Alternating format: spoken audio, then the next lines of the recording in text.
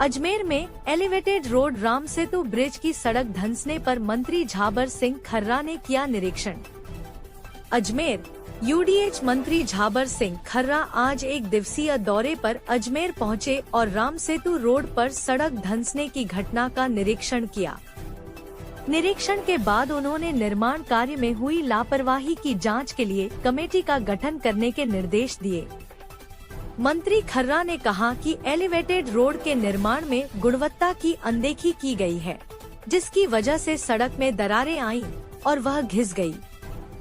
उन्होंने कहा कि निर्माण में दोषी पाए गए अधिकारियों और निर्माण कंपनी के खिलाफ सख्त कार्रवाई की जाएगी। उन्होंने बताया कि अतिरिक्त जिला कलेक्टर के नेतृत्व में तकनीकी अधिकारियों की एक कमेटी बनाई गई है, जो 3 दिनों में अपनी रिपोर्ट तैयार करेगी। जांच रिपोर्ट में खामियां न मिलने पर तीसरे पक्ष से भी जांच कराई जाएगी। मंत्री ने सेफ्टी ऑडिट न होने पर भी सवाल उठाए और कहा कि यह पिछली सरकार की लापरवाही है, जो तकनीकी अधिकारी जिम्मेदार हैं। रिपोर्ट आने के बाद दोषी कंपनी को ब्लैकलिस्ट करने या निधि के अनुसार कार्रवाई की जाएगी। पीसीसी चीफ गोविंद सिंह डोटासरा के बयान पर मंत्री खर्रा ने कहा कि उन्हें अपने 1.5 साल पुराने शासन की याद आ रही है, जिसका वे कोई जवाब नहीं दे सकते। खबर राजस्थान जो दिखाता है ज़मीनी हकीकत। देखते रहे खबर राजस्थान, जहां हर खबर आप तक।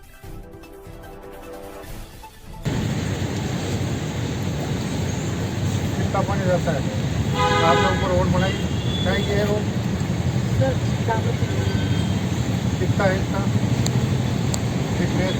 क्या क्या क्या है इसमें? कितनी लेयर है? कितना हो गया?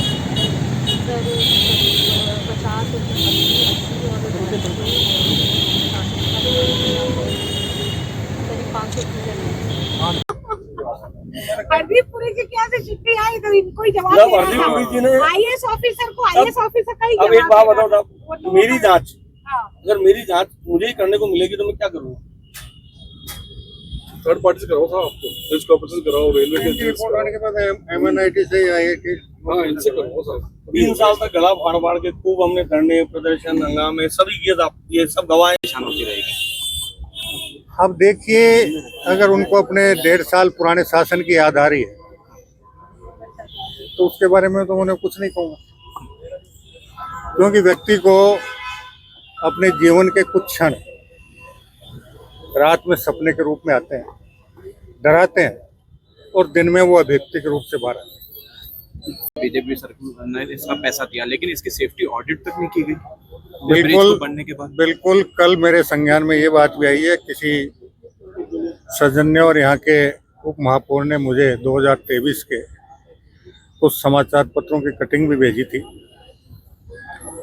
उसमें भी समाचार पत्रों के माध्यम से भी ये मुद्दा उठा था, लेकिन अब उस समय की सरकार ने उस पर क्यों ध्यान नहीं दिया और कैसे इसका लोकार्पण कर दिया, इस पे तो मैं कोई विशेष कमेंट्स नहीं करूँगा।